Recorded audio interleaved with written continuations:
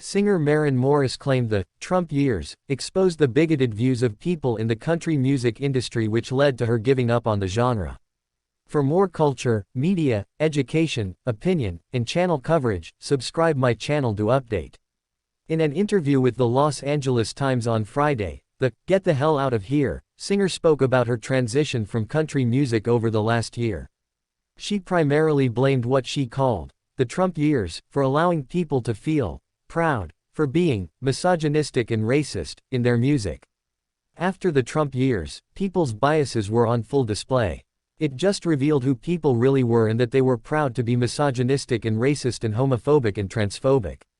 All these things were being celebrated, and it was weirdly dovetailing with this hyper-masculine branch of country music. "I call it butt rock," Morris said. She also dismissed the rise of songs like "Try That in a Small Town," insisting, people are streaming these songs out of spite. It's not out of true joy or love of the music. It's to own the libs. And that's not what music is intended for. Music is supposed to be the voice of the oppressed, the actual oppressed. And now it's being used as this really toxic weapon in culture wars. Not everyone agreed with Morris's view.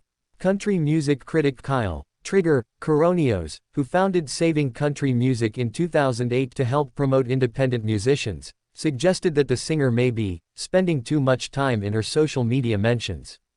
"I really don't know what she's talking about there, because I think when it comes to country music, I think most of the artists, especially in the mainstream of the genre, they don't want to be politically acrimonious in any way. It doesn't help them. They're trying to build the largest audience that they possibly can. And if they do have political affiliations, they try to either keep it to themselves or they soft pedal on it," Coronios told To Update News Digital. He continued, "I also think the constant hall monitoring that Maren and some other people have been participating in, especially through the COVID years and things like that, we're just constantly berating people for the beliefs they have or the actions they take or the decisions they make has gotten people just where they're tired of it. They just don't want someone preaching to them about how they're supposed to think and what they're supposed to do." Morris was one of many critics who attacked fellow country singer Jason Aldean's wife, Brittany, after she wrote a social media post thanking her parents for not changing her gender as a kid. "I'd really like to thank my parents for not changing my gender when I went through my tomboy phase.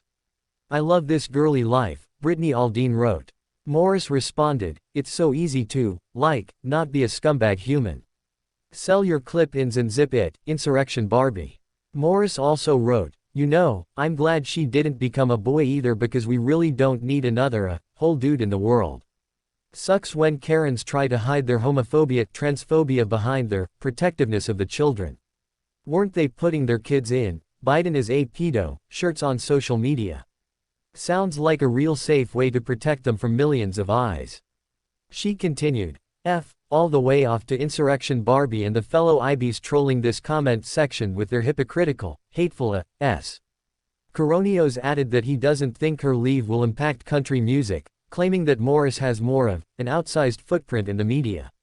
"I think if it has any effect, it'll have kind of a deleterious effect for the causes that she's espousing, because I think, if anything, it will help lend to country music being more of a right-leaning format in regards to politics, which is kind of where the momentum and the trend is taking it," Coronios said.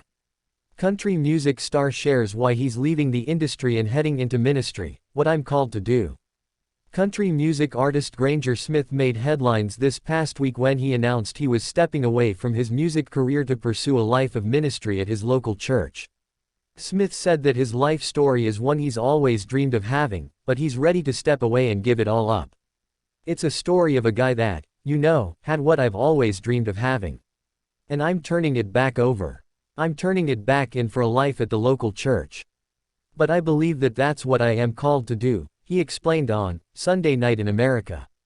Host Trey Gowdy asked Smith how he was able to get through one of the worst moments of his life when his 3-year-old son River tragically died in a drowning accident in 2019.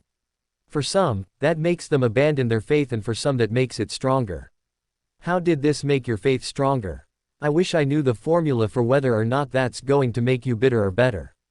I cannot take credit myself for the radical transformation that the Lord did in my life through this tragedy. And sometimes, you know, when that soil is cultivated and we have to dig deep and we can't find it within ourselves, the Lord comes in and shows himself in a very profound way, in a way that I cannot take any credit for, Smith responded. What I do know is now I have something to do with this.